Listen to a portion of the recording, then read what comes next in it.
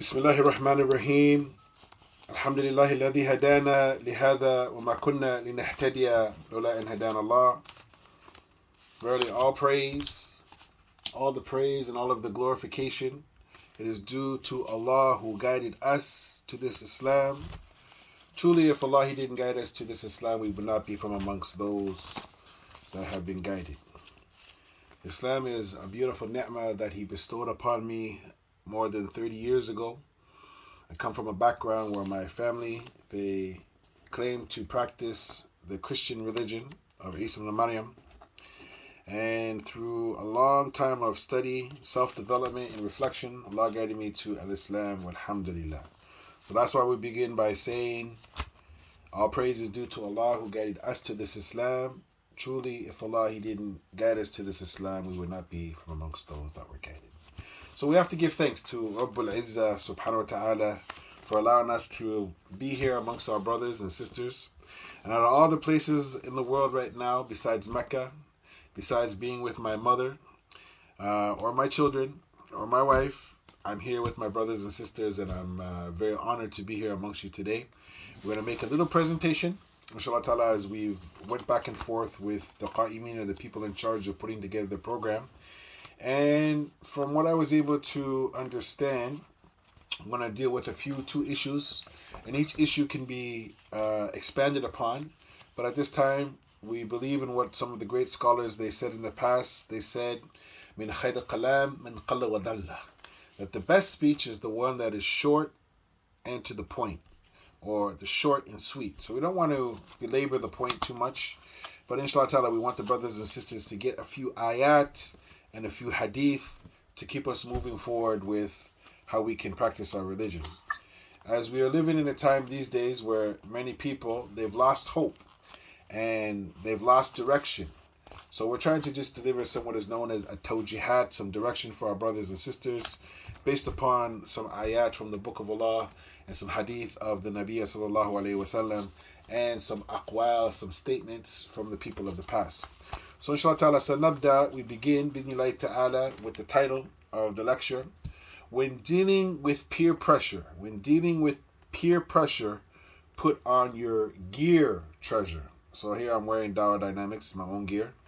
And, we try to talk to the people at the level that they're at. So I could put on my fancy sheikh clothes, but at the same time, I just want to come to you, brothers and sisters, as your older brother in Islam. Even though I've reached the level of 50, my oldest child is 27. He's been out of school now, university, for about 5-6 years now. I want to come to you as that big brother that's just going to share a message with you. Nothing more than that. So from this, we get, when dealing with peer pressure, put on your gear treasure. So where we get this from? وَقَالَ اللَّهُ تَعَالَى, Allah Ta'ala, He says in Surah Al-A'raf, and I put on my spectacles. As you get older, you need them. قال الله تعالى وَلِبَاسُ التَّقْوَى ذَلِكَ خَيْرٌ, and the clothing of taqwa, that is the best. And if you were to ask the Muslims, what is the meaning of taqwa? They'll say it's the fear of Allah. So it shows you that the translation of Arabic to English, it's lacking, because when we look at the word khawf, it also is translated as the fear of Allah, and al-khashya is also translated as the fear of Allah. So that's a whole bunch of topics on another day, different discussion. But to show you that in English language, we're lacking. So we need to know what a taqwa really is. Recording in progress. I said this recording in progress here. Okay, I got it. All right. So in this verse, Allah Ta'ala, He talks about the use of clothing as a covering and a beauty. And He says that the best clothing is a taqwa, God consciousness, as it's translated. It is both a protection and an adornment. So having good manners, having good character, having the consciousness of Allah Azza wa Jal, it is an adornment, especially in these days and times. And one of the most profound thing, I think, in these times is, in our religion, the discussion of what is known as al-ikhtilat, not mixing with the females and the men. Our religion shows us and forbids us, or tries to get us away from that. Now with the whole Me Too movement, we're not going to get into that, but we see that our deen has already protected us from those type of things that have been happening in society for the last little while. So we find, ya ikhwan, that and akhawat, it keeps us from indecency and evil, and it beautifies us with a divine light, a taqwa, and it shines through. There can be no better decoration for the human beings than which decorates his inner and manifests itself in its outer. So this is one of the things, ya akhwan, ya akhawat, that as a Muslim, not only should we worry about our outer, and this is where we find that the fashion industry, as well as the social construct of trying to look good, smell good, feel good, it's all from our religion. But also we need to be worried about the inside. What the khalqi, the inside. There's khulaqi and khalqi. There's the one that is in ourself. And how we're going to develop taqwa, ya akhwan, has to begin from within. So, inshallah ta'ala, what we want to try to do, brothers and sisters, is make this bikhtisar, short and concise. And we want to talk about taqwa. It is the ability to remember Allah at all times, to the best of your ability. You know, فَاتَّقُوا مَسْتَطَعْتُمْ, fear Allah to your best of your ability. When you're having friends, when you're with your family, when you're with your homeboys or your homegirls or whatever, you know, your mates, we find that sometimes we forget that we still have a responsibility to Allah Azza wa Jal, and we still have a responsibility to society. And that's why many of the great scholars, they have written books dealing with the issue of what is called Islah Mujtama' wa Nas, the rectification of the society and the people. So the society can't be rectified until the people, they rectify themselves. So let us begin with ourselves, my dear brothers and sisters. So taqwa has both sides, acquiring of good deeds and qualities that please Allah, and more importantly, they shield in their armor and deflect, and they pull towards the disobedience of Allah. So taqwa is something that will shield you away from the disobedience of Allah. فِعْلَ مَأْمُورٍ وَتَقْوَ مَعْذُورٍ. It is doing the things that He ordered us to do and staying away from the things that He told us to do to the best of our ability. We're human beings, we're bashar, we all make mistakes. The Prophet said, كُلُّ بَنَا آدَمَ خَطَّاء وَخَيْرَ خَطَّاعِينَ التَّوَّابُونَ. All of us are the sons and daughters of Adam and Eve, basically, and we're going to make some mistakes along the way. But the best of the people are those, after they make their mistakes, they realize that they fell into error, and we're continuously erring, so we make something called a tawbah, which is another topic for another day.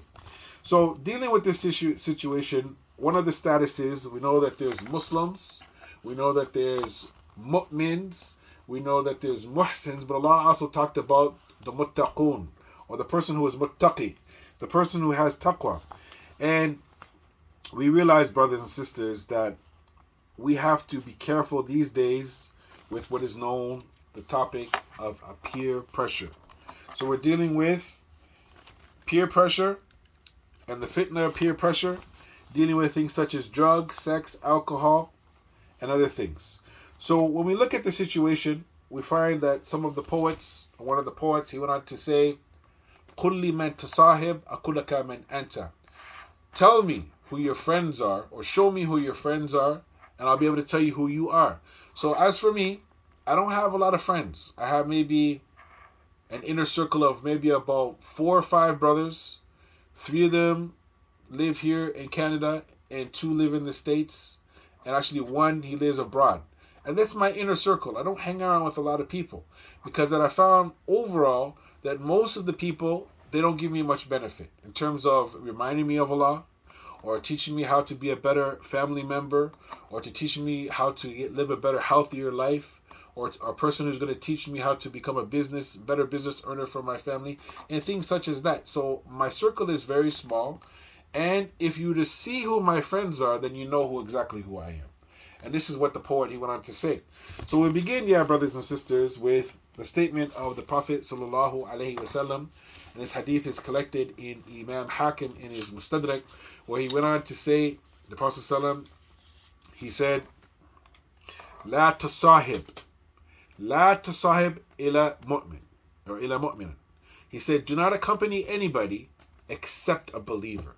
That means your inner circle of people, you have to be really careful, like a miser, who you let in your inner circle, because we found over the years jealousy, hatred, and all types of evil things happen from people to people every day. And when you look at it through the light of how come the fitna is hitting you, it is not only from the jinn, it's also from the ins. And this is something that the Muslims, they forget, that they're shayateen from the jinn and the ins, the mankind. This is something that is just slept over in our community, that they're evil people that pray and fast and have hijab, have a beard, go to the masjid. They're some shayateen. And I've had that effect of some of the Muslims over the years doing evil things to me for no reason at all. Maybe it's jealousy or some other things. Maybe it's envy. Maybe it's just they don't like me because I don't look like them. But this is a reality. So the Prophet went on to say, in one narration he said, Al-mar'u, and in another narration he said, Al-rajulu ala dini ala khalilihi, فَيَنْظُرْ أَحَدَكُمْ مِنْ يُخَالِلْ أَقَمَ قَالَ sallallahu alaihi wasallam. He said that a man or a person is on the religion of their friend, so look to see who you take as your bosom buddy. And as we know, there is Al-Rafiq, Al-Khalil, Al-Sadiq. There's different names for friends in Arabic. And this is one of the things, the Khalil is that bosom buddy that you take. You know, someone that's really close to you. Be careful who you take. Because usually you give your secrets to your close friends, or they know some of the ills and the sins that you did, or some of the problems that you went through. You've discussed them looking for advice. That friend can turn into an enemy. Possibly. As you know that the Nabiya, Yusuf alayhi taslim, his own blood brothers were envious of him. And we find that jealousy could happen amongst the ranks of even knowledgeable people. People with PhDs, master's degrees, VAs, even sheikhs and great imams. They can become very jealous and envious of one another.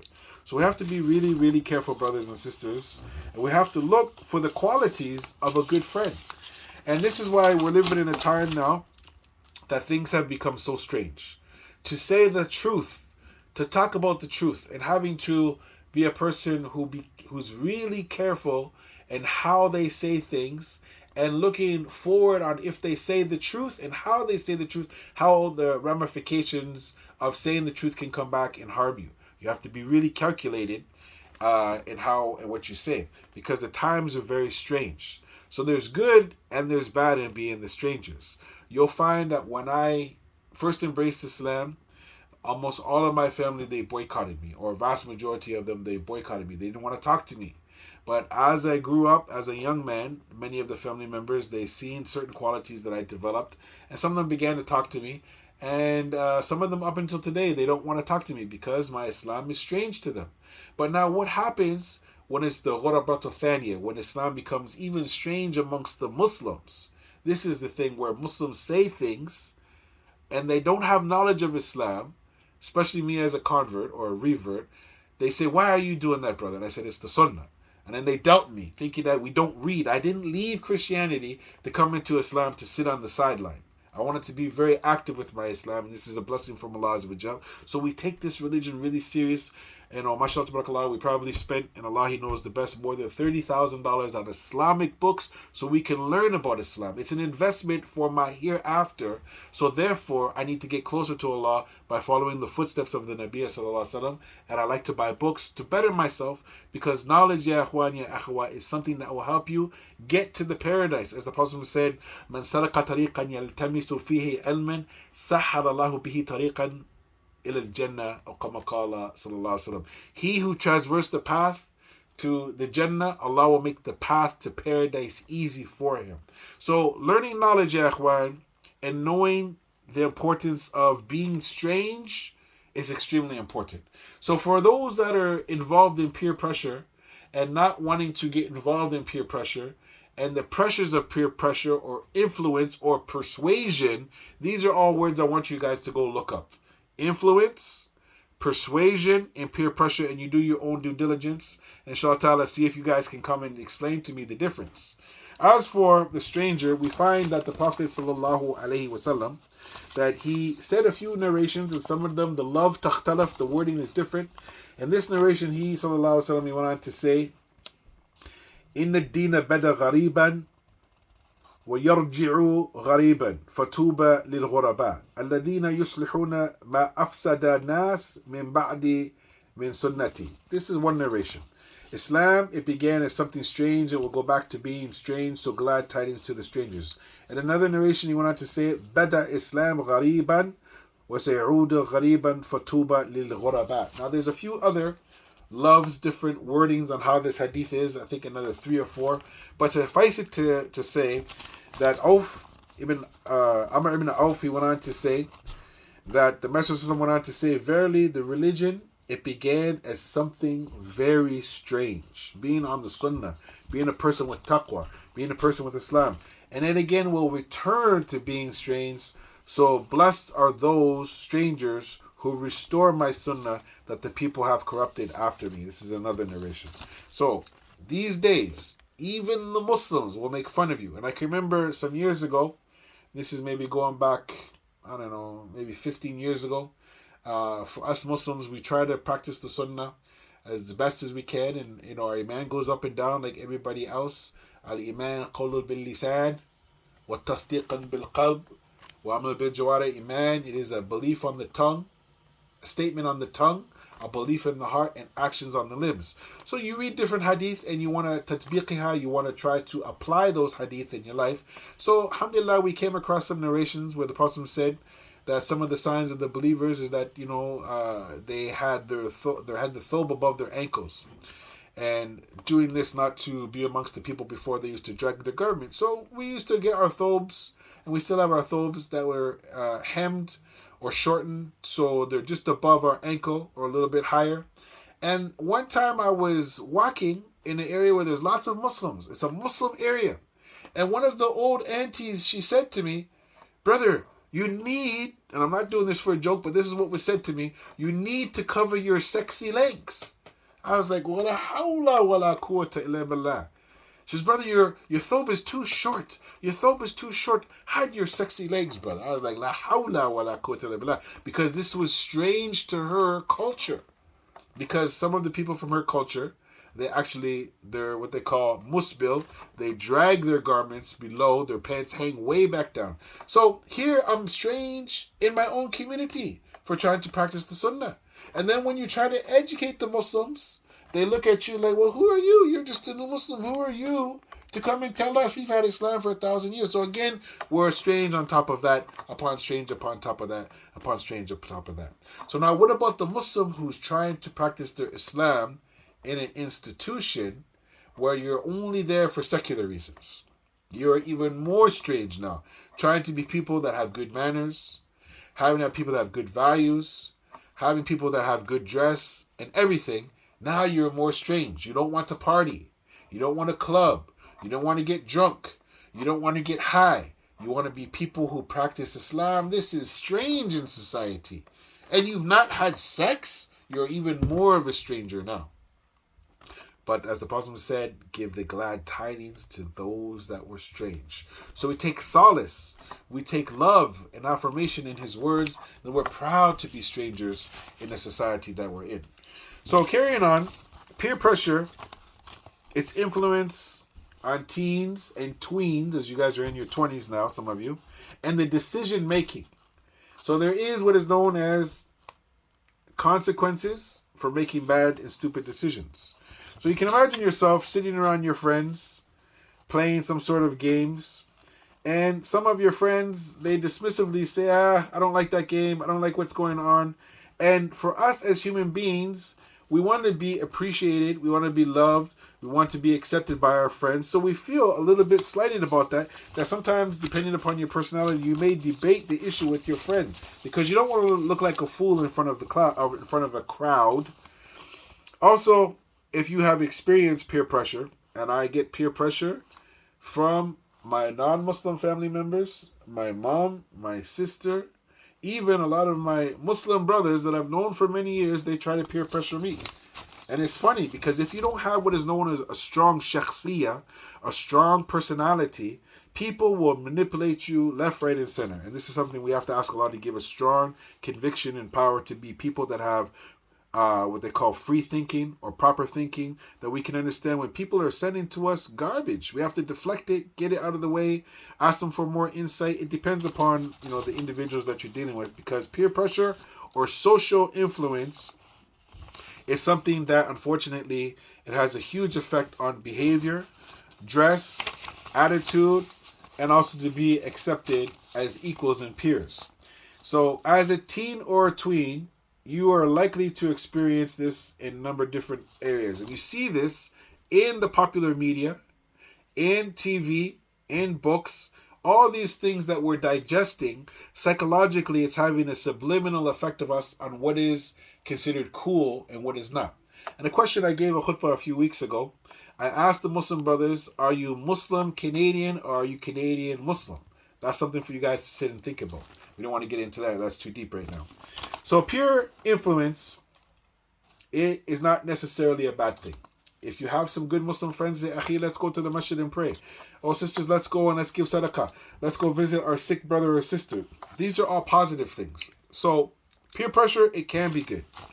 And sometimes we find, brothers and sisters, that there has been some scientific research that has been done upon being young adolescents, particularly teenagers, as well as people developing their mental ability to control the behavior.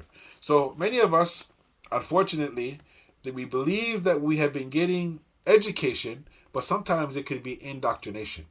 Now, as for myself, I like to be a person who goes and does my own independent research. And then after I do that, then I go back and then I sit and I discuss with other people whatever the topic is. Because some people, they have an agenda in life. So we have to be careful. It could even be your own parents that have an agenda for you. As I met one young brother before, and I asked him, well, what are you doing? And he said, well, I'm going to school now. I said, oh, what are you doing? He goes, well, I'm studying to become a doctor. I said, oh, mashallah, you want to be a doctor? He said, no, I don't want to be a doctor, but my father and my grandfather and my great-grandfather, they were doctors, so they want me to be a doctor. So there's this tradition there, okay? That could be a good thing. It could be a bad thing. And Allah, He knows the best. On the positive side, brothers and sisters, we have to be careful of the decision-making that we're dealing with.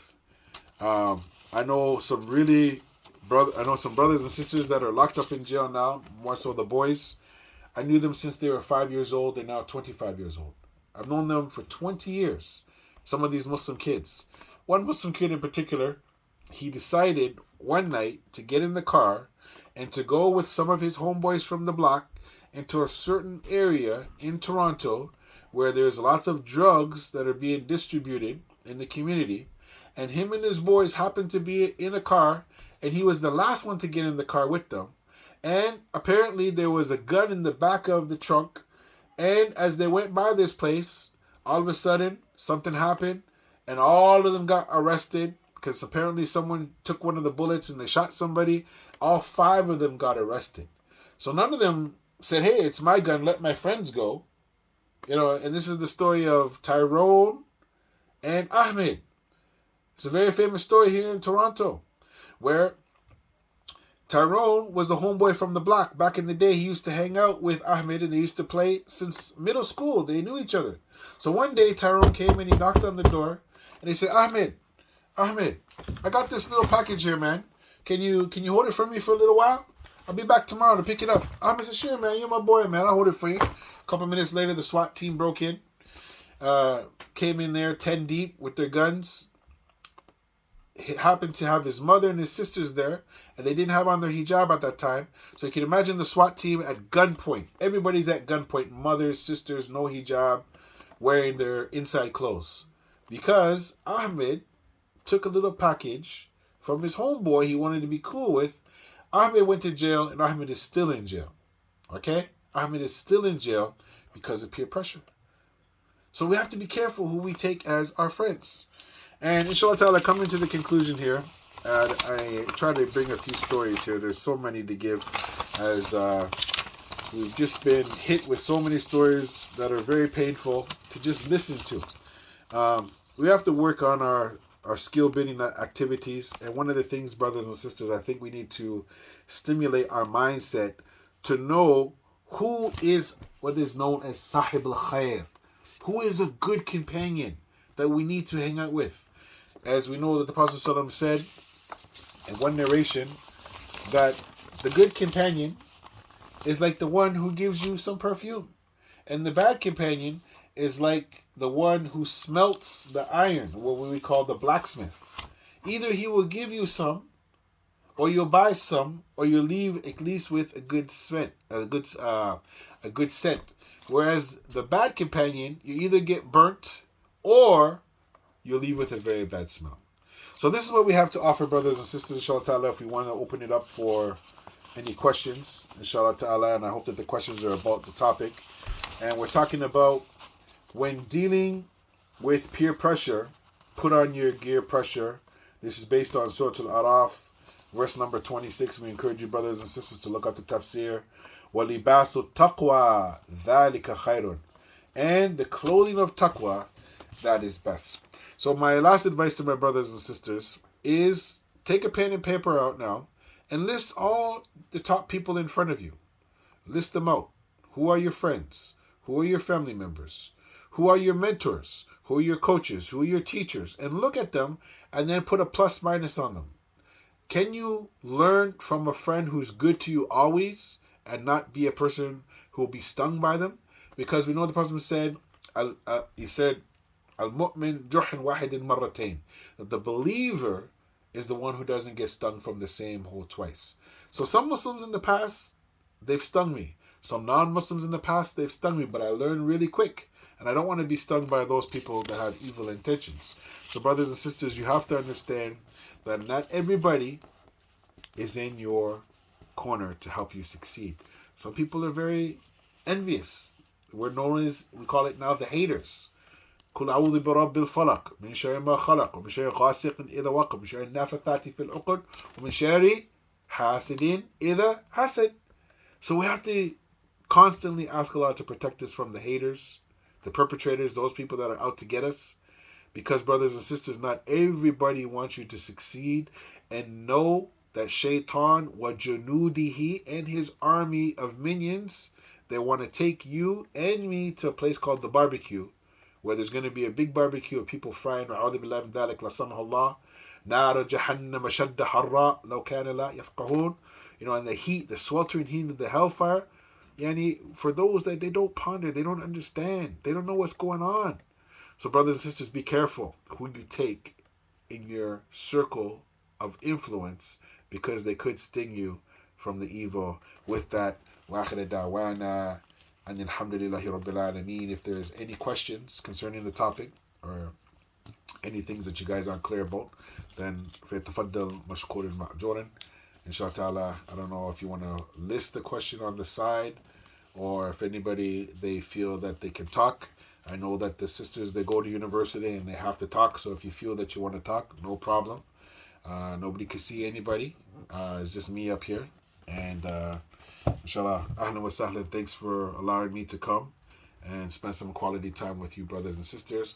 Our motto for Dawah Dynamics is, the masjids are built, now help us build the people. And that's what Dawah Dynamics is. Dawah Dynamics is something that will be so dynamic that it will help to change the people inwardly and outwardly. So the question is, how can we help a friend who is falling into haram? And how can we tell if that person is bringing us down with them? Very good question. Okay, so this question came, may Allah protect us. So there is something that my sheikhs, they used to say. One of my particular sheikh, he used to quote this qaida, this principle. It's very important, and I live by it every day. And I constantly seen it manifested in my life, where he used to say, that the scholars used to say, at-tariq, the path.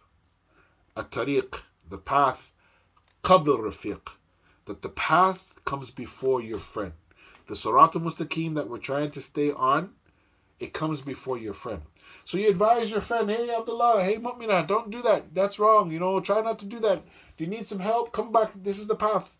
But if they decide that they want to leave from the straight path, you can't guide them. إِنَّكَ لَا تَهْدِي مَنْ أَحْبَبْتَ. Allah told this to the Prophet ﷺ, you do not guide who you love. So you advise your friend, ad-dina nasiha, ad-dina nasiha, ad-dina nasiha. قُلْنَا لِمَنْ يَا رَسُولَ اللَّهِ قَالَ لِلَّهِ وَلِكِتَابِهِ وَلِرَسُولِهِ وَأَئِمَّةِ الْمُسْلِمِينَ وَأَمَّتِهِمْ. The Prophet ﷺ, he said this 3 times. He said that the religion is sincere advice 3 times. Then the companions of the Prophet ﷺ, they asked him, to who, O Prophet of Allah? He said it is being sincere to Allah, being sincere to the Book of Allah, being sincere to the Nabi Sallallahu, meaning what they command us. And then being sincere or to be a person who advises the leadership, the imams, and the common folk. And this is a big problem, I think, in the community. It's another topic another day. Can a Muslim like me go and correct the biggest sheikh? Yes, based on this hadith. Ad-din al-nasiha, the religion is sincere advice. So advise your friends sincerely that they're taking the wrong steps and they could be following what is known as khutawat al-shaitan, the steps of the hellfire. And you advise them, you give them some time, but if they continue to live that life, then you have to just pull back from them because you don't want their evil to reach you and to have an effect upon you. Okay, I was going to ask something similar. Is it Islamically correct to cut ties with a Muslim if they're a bad influence on your relationship? That is a topic within itself. This topic is called al-hijr, okay, or hijra. You know, you're making hijr of the person. There are pros and cons to it. It has its mawani, it has its shurut, it has its conditions. There's some books that have been written on that. In general, we do not try to boycott our brother and sister, but then there has to come a time when you actually do. You know, if the person is mu'asi, they're open sinner, a fasiq, they continue to do evil, you have to get away from that. And this is why we find the beautiful hadith which is known about the man who he killed 99 people unjustly. This hadith is in Bukhari. And he felt regretful after a while. So he used to ask the people, man, is there somebody who has some knowledge that can direct me? And they said, you know, go over here to this monk over here. So he went to the monk and he asked the monk, he said to the monk, you know, I've killed 99 people. Is there any repentance for me? That monk, he wasn't a scholar. He was just a worshiper. He used to bang his head on the ground a lot, you know, out of devotion to Allah, for lack of better words. But he wasn't an alim rabbani. So he said, no, there's no repentance for you. You're going to the hellfire, man. You're an evildoer. So what did that man do? He completed 100. After a while, his inner self felt bad. And this is the point here. He himself wanted to change. So again, he started asking, and the people sent him to another man who was a scholar.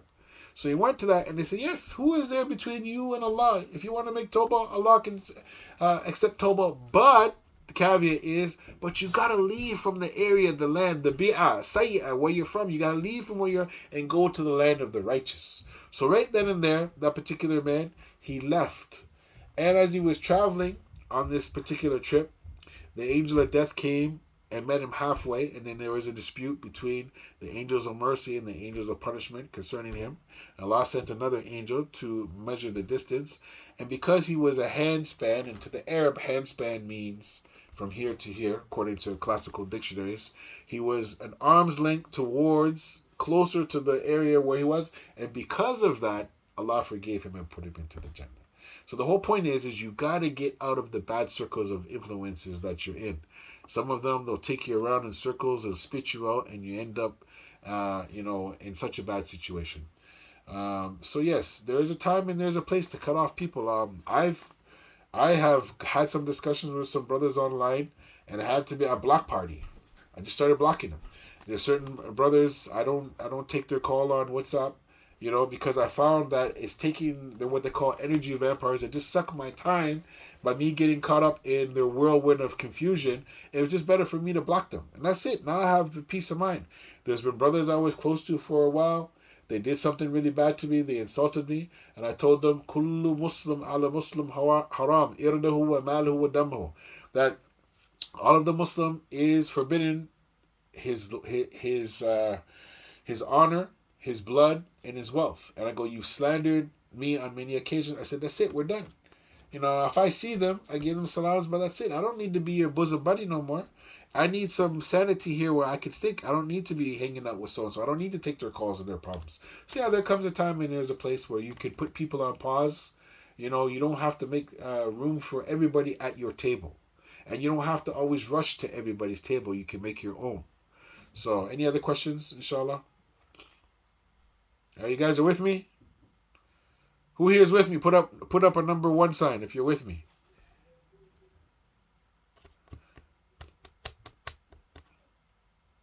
Okay. As for family, this is very difficult. This is very difficult. Your family, especially your parents, this is one of the toughest things. My father, he didn't die with Islam. He boycotted me for a long time, and that relationship was strained for many years, until one day I just came to his house, and I happened to have his newly born grandson, about a year old. And I tried to crush the beef. I talked to my mom through the back channels, and I brought his grandson to him, and it actually had an effect on his heart. He started talking to me, because once I embraced Islam, my father, he kicked me out of his house. So there are some challenges that we go through. As for the parents, we have to try our best to lower our wing to our parents. And we must realize that the number one order right after worshiping Allah alone is وَبِالْوَالِدَيْنِ إِحْسَانًا, to try to treat the parents good. As for our aqrabin, our cousins and our family, there should be limited interaction with those family members that don't give us benefit. But to cut them off altogether, we have to try to work against that and try to at least help them out somehow, if we can, or talk to them, even though the love might not be reciprocal. Because Yawm al-Qiyamah, you don't want those relatives saying, hey, I needed XYZ, and Abdullah, he didn't help me at all, and there was no one else to help me. So we want to be the people that at least you can say, hey man, listen, I don't got a lot, but here's $5. Throw something and help your family out. Okay, how can we help a friend who's falling into haram? And how can we tell that person bringing us down with them? Okay, so I think I answered it already. You advise them, find out what their problem is. Do they got a headache? They have some stress. They have some post-traumatic stress. They have a mental disorder. Like, what's their problem? This is, if we get more details, it's a very vague question. We don't know exactly what you're talking about. I mean, they had a flat tire. Okay, go help them fix their flat tire. They're having a problem paying the rent. Can you throw something in to help them? We need more details to give a more specific answer. Okay, how can we develop the strength to avoid being influenced negatively by friends? Simple. Cut most of the people off. I'm very happy to just put on my headphones and listen to my sheikhs that are 10, 20, 30 years older than me, and just drive in my car, walking the mall. I have a few friends that call me. I hang out with them, but I don't need to be loved by the people. I love myself. I love my deen. I love my Lord. I prefer to actually sit at home and read my books about Islam that the scholars wrote, than to hang out with the people. I prefer that, because now I'm learning. Now, when I come amongst the people, I share what I have. But in general, I'm not looking for any validation. I mean, especially, I'm a little bit older than you guys now. When I was younger, I'm now 50 years of age now. I really don't care what people think about me. I don't. I'm at that point now. I'm becoming what is known as a grumpy old man, okay? And in my culture, some of my cultures, I'm actually mixed with many different varieties of spices. And certain in my culture, sometimes I talk to myself and I say those things in my language, and I'm like, man, I care about none of them, man. Man, for do me, I do my own thing, as they say, me do me. I don't care. I just do my thing. And sometimes you have to have what they call horse blinders, where you just see your goals and what you're trying to do. You have to try your best to stay focused, because many things will pull you off. I had a friend, he's been a friend to me for 30 years. We got into a discussion the other day, and from this deep discussion, we went back and forth for an hour, texting, voice messages. I'm like, is this the same guy that was my friend? I don't know, man. So some people, they change. Some people, you gotta put them in different friend zones, like he's a friend, or he is, what do they call it, a companion. He is a peer. He is a schoolmate. He's a classmate. You have to compartmentalize people and put them in different areas,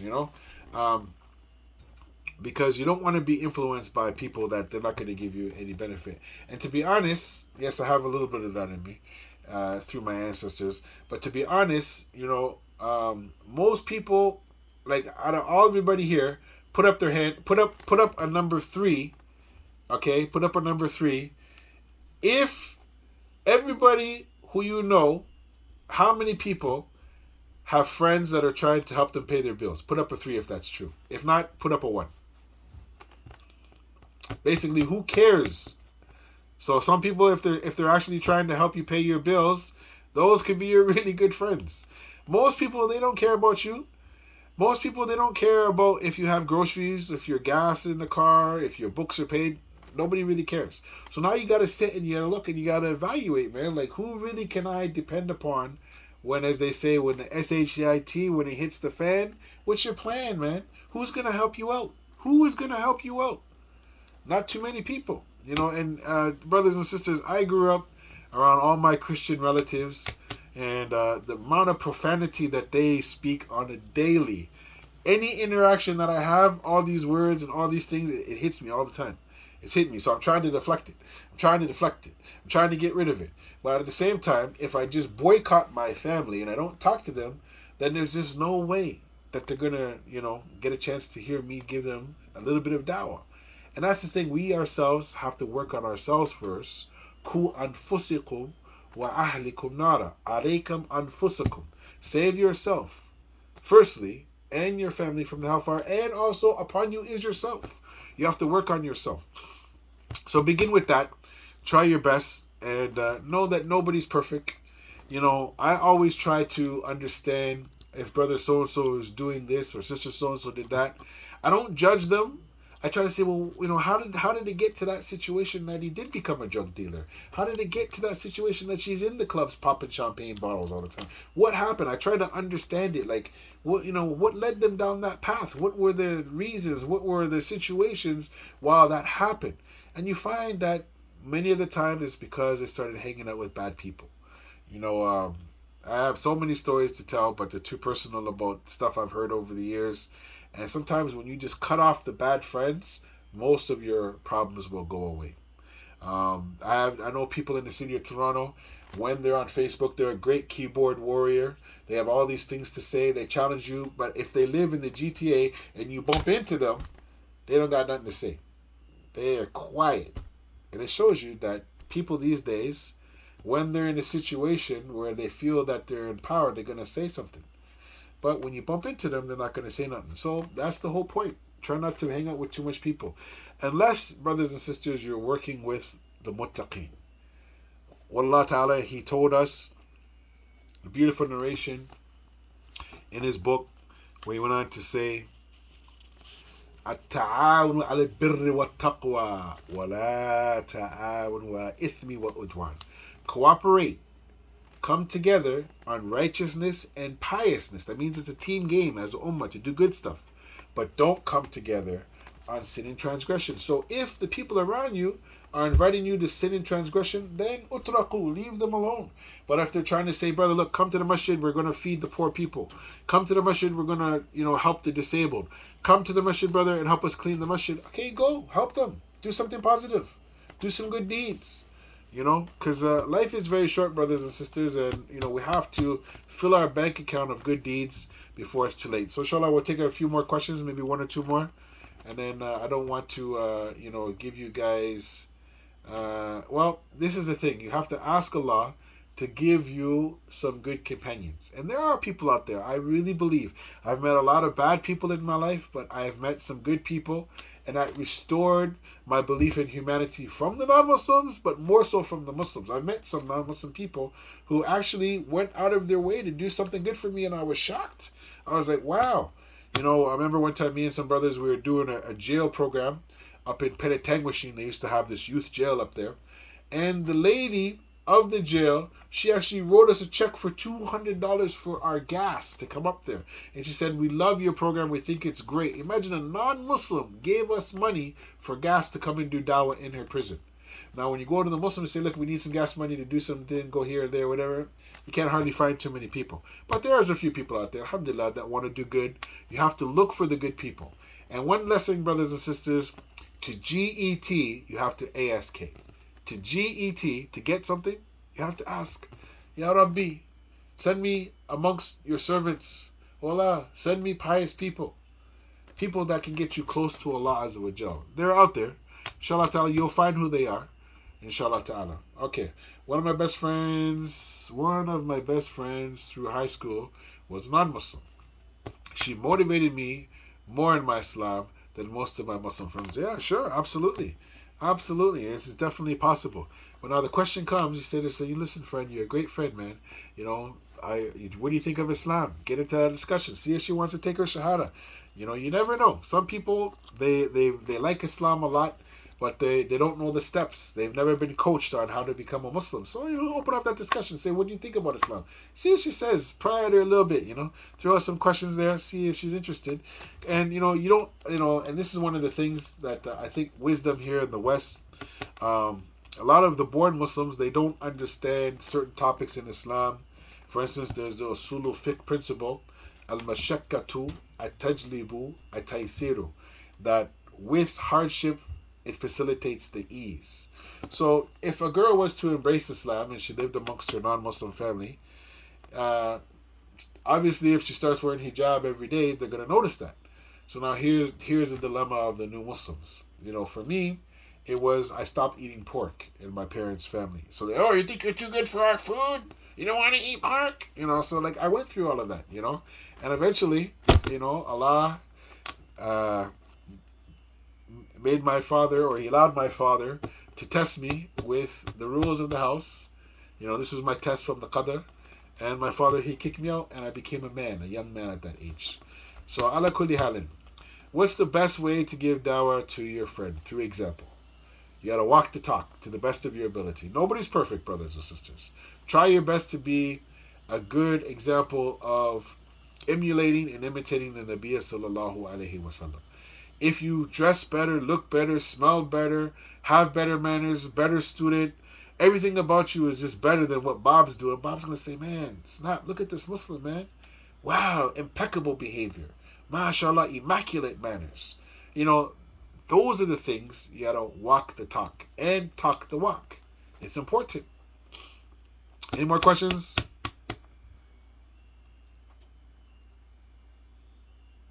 So can we befriend non-Muslims? Well, okay, here's the thing. Are you going to learn something from a non-Muslim? Yes, I've learned lots of things from non-Muslims, so I consider them as... the correct word is, what's the English word for it? Colleagues or business partners. So for instance, one of the greatest lessons I ever learned from a non-Muslim, he's a businessman. I went to take his course in terms of systemizing, his presentation. I told him, I said, brother, I told him, I said, James, I'm doing all this particular work in my Muslim community, and, I'm feeling like I'm getting burnt out, and I'm having all kinds of problems, and this, and sometimes I can't sleep. So he said to me, he said, try to get his exact words here. He said that you're responsible to your people, but not for your people. So you give them the right information, you direct them in the area where they can get the information, but you can't make them take that information and benefit from them. It's like, as they say, you can't make a horse drink. There are some new ways now. They say, you trick it, you put a salt pellet in there with the sugar pellet, and then the mouth will get dry and it'll drink. So anyways, things are coming up. And then another great thing that I was taught from another one of this guy's students, he said something really important. He said, nobody cares how much you know until they know how much you care. I learned this from non-Muslims, and I've seen it where I've met big sheikhs, and the sheikh couldn't even care to come and shake our hands or hug us. We had a question, the sheikh, ma indi waqt, I don't have any time, numerous times. So, these are some of the things that we have to try to realize, that not everybody's on the same wavelength, not everybody thinks the same, not everybody has the same perspective of world, not everybody has the same training, not everyone has the same development. Some people, they think that I'm always showing off. From my personality, from the time that I was 7 years old, I used to be the captain of my hockey team, the captain of my soccer team. So leadership was instilled at me at a young time, where I had the opportunity to travel to many different places at a very young age and play sports on a pretty successful level that I actually used to get paid because I played semi-pro hockey. Now, people think when they see me that I'm being what they call cocky. To me, I say, no, it's confidence. And that was ingrained in me since I was young. So yeah, we need to, show our friends that we are the people that we export our religion. We don't want to totally, as they say, import all their values. We have Islam. Islam is powerful. Islam atim. Islam is coming. So, It depends. I mean, what benefit are you going to get from those friends? What are they going to teach you? What are they going to share with you? They're going to show you how to get in better shape? Okay. They're going to show you how to make more money? Okay. Is it halal? Okay. Are they going to help you to be a better family member, a better citizen? You know, these are certain things. They can't teach you how to be a better Muslim. They can say to you, you know what? I like your religion. Why are you not more sincere? It's possible. What is the best way to give dawah to a friend? Okay, acquaintance. Yes, acquaintance. Some people, they're just your acquaintance. You know, I have neighbors. I don't know them. I don't talk to them that much, but I try to give them the rights. You know, we have the principle, jar qabla dar, that the neighbor comes before your house, right? So I don't harm my neighbors. Sometimes they harm me with their smoke and whatever else that they do, their loud music, whatever. But I try not to harm them. You know, I've had horrible neighbors before where it got to the point that, you know, I was like, man, these people are oppressive, man. You know, they're taking away my thing. And, you know, for me, you know, I don't want to go back to the street methodology. I try to be a nice brother, man. Use this. This is my greatest gift that God gave me, is my brain to be a thinker. And, you know, sometimes, man, you just ask Allah, oh Allah, help me get out of this predicament. Let me get out of this situation. Give me a better options than this. You got to ask. If you don't ask, you're not going to get, you know. Any other questions? Coming down to almost 7:30, so we got a few more minutes here, inshallah. Anybody here learn anything today here? Put up a number 2. If you learned something here today, put up a number 2.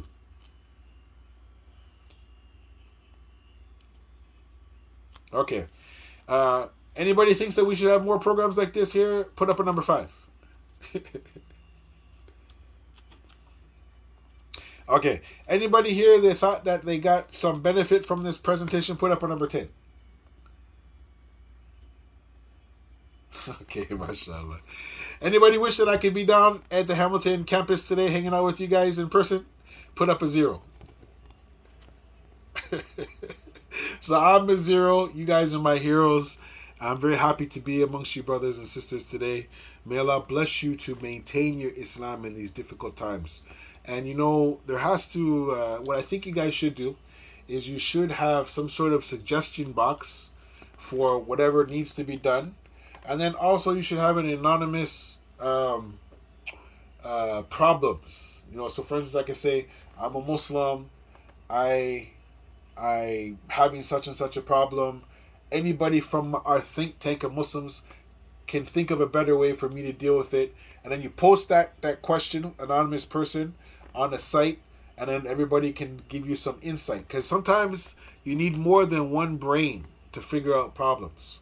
You know, I was talking to some brothers the other day, and they seen the problem quicker than me because I was too close to the problem like this.